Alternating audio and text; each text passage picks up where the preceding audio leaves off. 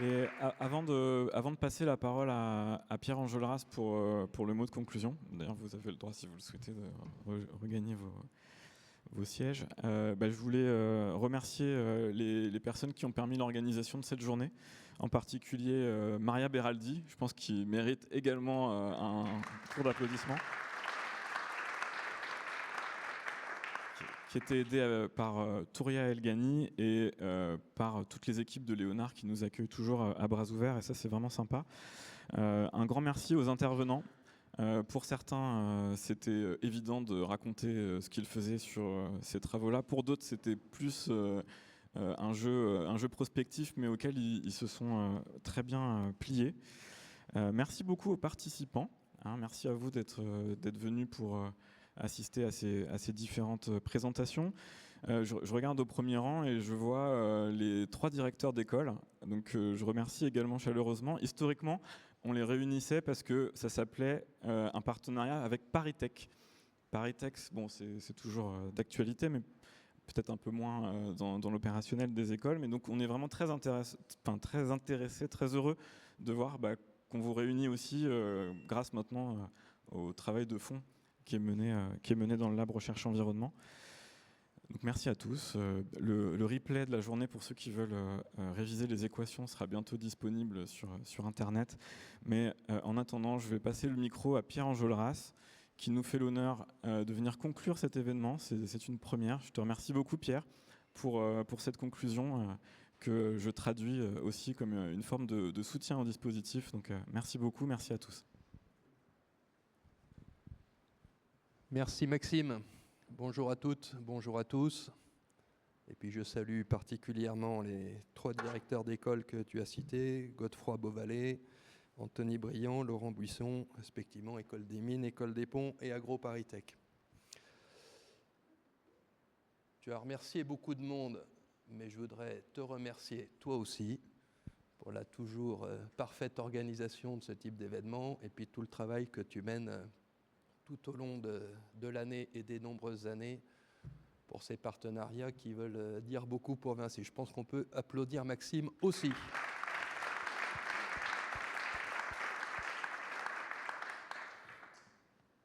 Et puis, s'il fallait retenir qu'une chose, c'est, je crois, je n'ai pas pu être là depuis le début de la matinée, mais du peu que j'ai assisté, c'est la profondeur et le foisonnement des idées, des thématiques, des solutions. Je rajouterais aussi la multiplicité des échanges, que ce soit entre les équipes de Vinci et vos écoles, mais aussi avec d'autres partenaires externes, et que ça, c'est quand même très encourageant dans nos métiers, dans nos secteurs. Et puis en ce moment, on a quand même pas mal d'optimisme, donc on se le dire. Alors j'ai prévu de vous parler un petit peu d'IA et de l'importance de l'IA pour Vinci, mais je voudrais commencer par redire un mot sur l'importance de la recherche et de ce partenariat pour Vinci. Alors, chez Vinci, nous restons fidèles à ce que nous sommes depuis longtemps, plus d'un siècle, c'est-à-dire que notre sujet, c'est les infrastructures, et nous le faisons sur 3 grands métiers, les concessions dans le temps long, et puis dans le temps court, les services à l'énergie, et puis la construction. Et nous sommes présents, et c'est important pour nous, sur toute la chaîne de valeur, depuis le financement, la conception, la construction, l'équipement, l'installation, et puis ce qu'on oublie parfois, mais qui est très important, tout ce qui est maintenance, exploitation. Et par infrastructure, on entend tout type d'infrastructures. On pense beaucoup aux infrastructures de mobilité, évidemment les autoroutes, mais chez Vinci, on fait de plus en plus d'aéroports et de moins en moins d'autoroutes.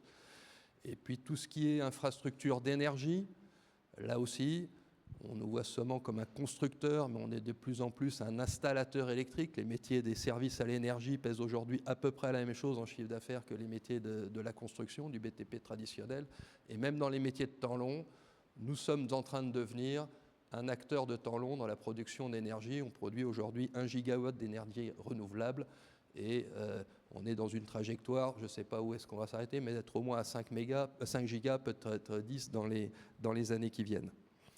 Alors tout ça, on le fait avec une culture qui se résume en amont, c'est la culture du temps long. Et ça va bien avec les infrastructures, parce que quand on s'occupe d'une infrastructure, on est dans le temps long. Ça tombe bien parce que tout ça est sous-tendu par de très puissantes tendances de fond de nos sociétés, qui sont des tendances long terme. C'est quoi? C'est la tendance d'urbanisation et de régénération des villes. C'est la tendance de croissance pérenne et soutenue de tout type de mobilité.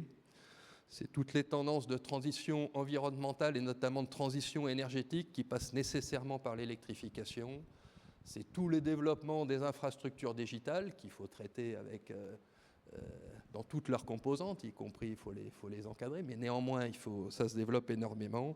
Et puis on peut rajouter une tendance qui prend un peu plus de relief en ce moment avec la régionalisation du monde, c'est les tendances de souveraineté qui font qu'il y a des relocalisations d'infrastructures sur du territorial, et ça tombe bien parce que plutôt que mondial, nous sommes un groupe en fait très multilocal. Le temps long, chez Vinci, il s'exprime aussi par un souci de ce qu'on appelle la performance globale. C'est-à-dire nous considérons qu'il ne peut pas y avoir de performance économique seule s'il n'y a pas en même temps de performance sociale et de performance environnementale. Et puis le sens du temps long, j'y viens, il s'exprime par le souci qu'on a à peu près partout dans ce groupe assez important, c'est 4200 entreprises, c'est plus de 280 000 salariés, d'être toujours en recherche de transformation et d'innovation. Et c'est dans ces logiques de transformation et d'innovation que se place notre approche de la R&D. C'est dans cette logique de l'innovation et de transformation, ce n'est pas de la R&D, mais qu'on a installé une plateforme ici, comme Léonard, qui accueille sur tout un tas de sujets d'innovation et de prospective, pas forcément la R&D comme aujourd'hui, mais c'est plus de 200 événements ici par an qui se tiennent, donc ça veut dire plus un par jour ouvré. Bon, il y en a forcément le matin et l'après-midi, mais ça montre qu'on s'est installé comme un lieu auquel, d'ailleurs, certaines des écoles participent activement d'innovation et de transformation.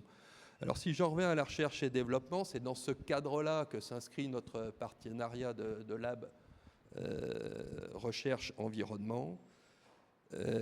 Il a été créé en 2008.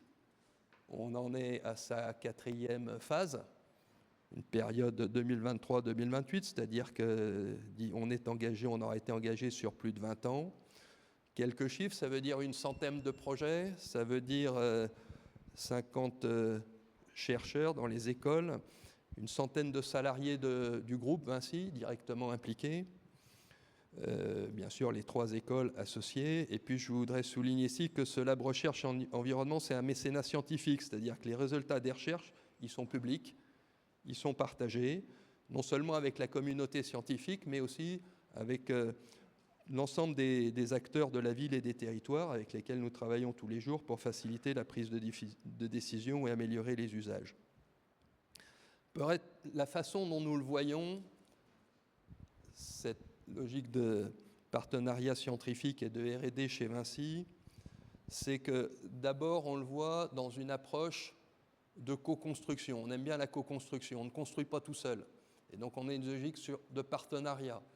On pourrait même dire de partenariat public-privé. Quand on parle partenariat public-privé, on pense un peu trop systématiquement aux concessions ou aux côtés contractuels. Mais là, on est dans un très bel exemple de partenariat public-privé et on aime bien se définir chez Vinci comme une entreprise privée d'utilité publique.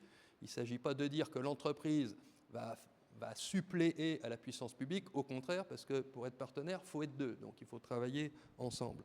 Et cette façon de travailler en partenariat, on a l'habitude de le faire avec nos parties prenantes habituelles, parce que l'on exploite une autoroute, que l'on construise on réalise un chantier ici ou là, on le fait toujours dans un environnement au-delà même de nos clients, mais il y a des riverains, il y a des puissances publiques qui sont partenaires, il y a des partenaires privés, et c'est très important d'avoir, au-delà de nos hard skills d'expertise technique et opérationnelle, ces soft skills d'être toujours en interface constructive, co-constructive avec nos parties prenantes. Peut-être un autre exemple, puisqu'on a parlé de l'IA au-delà du partenariat académique avec les Mines de Paris, l'École des Ponts et AgroParisTech. Je ne sais pas si vous l'avez évoqué, mais on est en partenariat avec iParis et qui vise à... iParis, c'est une sorte de joint venture entre l'École Polytechnique et HEC, qui vise à faire émerger une communauté d'excellence scientifique autour précisément de l'intelligence artificielle. Donc cette logique de partenariat, elle nous ressemble, elle est complètement incarnée dans le lab recherche et environnement. La deuxième caractéristique, c'est que chez Vinci, nous voyons toujours les choses de façon très décentralisée. Nous sommes probablement l'un des grands groupes français et même internationaux, en tout cas dans nos métiers, qui fonctionnent de la façon la plus décentralisée. C'est ce que je vous disais, ça passe par un modèle d'organisation, c'est plus de 4000 entreprises qui sont toutes indépendantes, autonomes, avec à la tête des chefs d'entreprise responsables et qui ont toute la confiance de leur hiérarchie. Ça passe évidemment par de la loyauté et de la transparence. Et on est persuadé que c'est le bon modèle parce que c'est ce qui favorise l'initiative individuelle, c'est ce qui favorise l'agilité, la réactivité, c'est ce qui facilite la proximité avec les territoires, et puis c'est ce qui facilite, si on vient à l'innovation, la transformation, et pourquoi pas pour certaines de ces entreprises, la recherche et développement, la créativité. Et cette créativité, plutôt que de la voir de façon, et cette R&D, plutôt que de la voir de façon centrale, on préfère de la voir de façon horizontale et en transversalité. C'est du travail en réseau. Ça veut dire que chez Vinci, il n'y a pas de structure centrale de R&D. Il y a des plateformes qui catalysent la R&D, typiquement ce que fait Maxime, éventuellement ce que fait un petit peu Léonard, mais il est hors de question, parce que c'est anticulturel, d'autres peuvent le faire, c'est efficace, mais ce n'est pas dans notre culture. Et en revanche, ça fonctionne en horizontalité, en transversalité avec les différentes entités. Soit en interne, je vais prendre un exemple, le béton bas carbone, c'est les différentes entités de Vinci Construction, que ce soit dans le bâtiment, dans le génie civil, dans les canalisations, dans les tunnels, qui vont travailler ensemble. De la même façon, sur toutes les techniques de funnel, elles se mettent ensemble et on favorise cette transversalité. Un autre exemple de transversalité, mais qui est là avec l'externe, un autre exemple avec des partenariats académiques, chez Vinci Airport, a développé un partenariat avec l'EM Lyon et Centrale Lyon sur la décarbonation des aéroports, en s'appuyant bien sûr sur Aéroport de Lyon, qui est une entreprise de Vinci Airport. Donc de la co-construction du partenariat, de la décentralisation, et puis ce qui nous ressemble aussi beaucoup, c'est une approche concrète. C'est-à-dire que la recherche, on la voit comme appliquée. Et la recherche que l'on voit, elle doit être appliquée à nos cœurs de métier. J'ai dit qu'il n'y avait pas de centre de recherche centralisé. Le plus bel exemple de centre de recherche qu'on ait, c'est celui de Mérignac sur les techniques de la route, mais il est logé au sein des entités de travaux routiers et des métiers de la route de Vinci Construction. Et nos travaux, il est important qu'ils aient toujours des applications concrètes et opérationnelles à moyen et long terme, et que les travaux que vous menez dans les labos de recherche aient toujours un lien, peut-être ténu, mais qui est toujours un lien avec une personne de Vinci par rapport à son activité opérationnelle. On peut prendre quelques exemples et qui résonnent assez bien avec des sujets qui sont importants pour nous. Les travaux sur la nature en ville, ils résonnent évidemment avec les réflexions de Vinci Construction sur tout ce qui est le développement de l'offre qu'on appelle Révilo, c'est-à-dire tout le traitement des îlots de chaleur urbains, et qui viennent donner une dimension assez radicalement différente à l'image qu'on a habituellement de ce qu'on appelle à tort les travaux routiers, parce que c'est surtout des travaux d'aménagement urbain. Vous avez parlé des travaux des mines sur l'efficacité énergétique des bâtiments, et là, c'est des travaux qui accompagnent très directement des entreprises de Vinci Énergie et de Vinci Construction. Maxime m'a dit de parler de l'outil Pléiade. Voilà. Alors, je ne le connais pas, mais il est utilisé par plus de 4000 bureaux d'études et cabinets d'architectes, soit internes à Vinci, soit externes à Vinci, donc on est clairement dans le concret. Et puis sur tout ce qui est circularité, là aussi, c'est des choses qui résonnent bien chez nous, que ce soit en matière de recyclage des granulats sur les métiers de la route, ou tout ce qui est le développement très récent mais assez prometteur du réemploi des gaines de ventilation ou autres équipements, parce qu'on fait de plus en plus de réhabilitation et de curage du bâtiment et de moins de construction neuve. Donc voilà, pour nous, ces partenariats sont importants parce que 1, c'est de la co-construction, 2, ça doit se vivre de façon décentralisée, et 3, c'est du concret. Si j'en viens à l'IA, je vois Bruno Donnet là-haut, ben, c'est un peu la même chose. C'est-à-dire que c'est du concret, c'est du décentralisé et c'est en partenariat. L'IA chez Vinci, que ce soit dans les sujets de recherche, et on est forcément toujours à la limite entre la recherche et développement ou l'innovation et la transformation, c'est pas bien grave, eh ben ça se fait pas en centrale. Donc contrairement à d'autres grands groupes, on n'a pas décidé chez Vinci de dire on va recruter des gens très brillants, ça on le fait quand même, si, mais des gens très brillants qui vont réfléchir aux applications de l'IA dans nos différents métiers. On l'a fait à l'envers. On part des cas d'usage et on part de chacune de nos 4200 entreprises.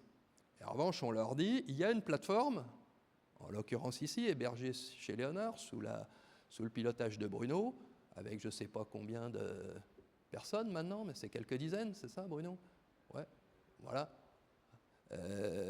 Qui eux sont spécialistes, mais qui vont venir en appui du cas d'usage proposé par une entreprise. Et on va les aider, donc ça fonctionne. C'est du concret parce qu'on part de l'opérationnel, c'est décentralisé parce que ça part de nos entreprises. Et la seule chose qui est centralisée un petit peu, et encore c'est pas exclusif, et on est en train de réfléchir à le démultiplier parce qu'il commence à y en avoir beaucoup. Aujourd'hui, depuis 2020, ça a commencé, il faut enlever les périodes Covid, donc ça fait moins de 5 ans. On a quand même 100 projets d'IA qui sont opérationnels dans les entreprises. Ça veut dire qu'en amont, il y en avait beaucoup plus. Mais c'est de la régénération bottom-up, c'est du concret, c'est décentralisé. Alors je peux vous en citer quelques-uns. C'est de la maintenance prédictive de l'éolien offshore, c'est de la maintenance prédictive de la ligne en grande vitesse SEA où toute la maintenance des rails est faite avec de l'IA. C'est du pilotage énergétique des bâtiments avec Nodewise chez Vinci Énergie, ou bien c'est des trucs très concrets comme l'optimisation du ferraillage du béton armé chez Vinci Construction. Et puis, évidemment, ça irrigue, parce que là, le continuum est un peu plus facile, nos sujets de recherche et développement avec vous. Donc, c'est les sujets que vous avez évoqués ce matin, dans le pilotage des consommations d'énergie, dans les meilleurs bouquets de travaux de rénovation énergétique. Dans les sujets que je connais un peu mieux historiquement, c'est la gestion des risques existants avec Caledonia, développé par Sixsense pour anticiper tout ce qu'il va y avoir à faire en matière d'adaptation des infrastructures. Et puis, évidemment, avec l'exemple de Cyclope, pour tout ce qui est qui, au-delà du péage, va permettre d'être encore meilleur en matière de covoiturage et développement de la mobilité électrique. Peut-être pour prendre tout ça, ça veut dire quoi? Ça veut dire qu'on ne fait pas de l'IA pour l'IA, que quand on fait de l'IA, c'est pour nous, pour nos usages, et on le fait d'autant mieux qu'on le fait en partenariat avec d'autres. Et je mettrais en prolongement de ça que nous travaillons aussi beaucoup pour l'IA, ou plus exactement le monde de l'IA, c'est-à-dire tout ce qui est infrastructure digitale, qui, comme je vous l'ai dit au début, est un champ de développement de nos métiers sans équivalent. Et sur les infrastructures digitales, on accompagne nos clients pour leur proposer des solutions innovantes, si possible aussi économes en énergie que possible, mais que ce soit de l'installation des infrastructures, que ce soit des réseaux de fibre optique, des réseaux mobiles, des serveurs, des data centers, jusqu'à la gestion des données. Il y a un très large spectre qui va de la construction, de l'installation.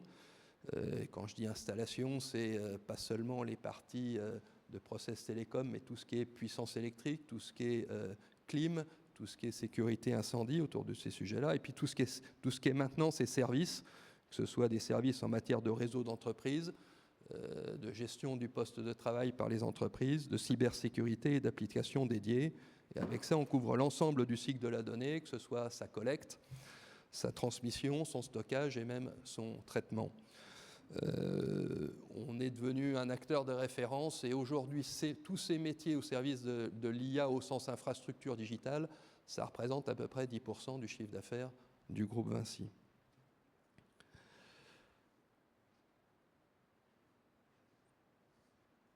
Au-delà de tout ça, je pense que ce qu'il faut retenir, c'est ce que c'était ma réaction à chaud en introduction, c'est-à-dire qu'on est sur des sujets qui foisonnent.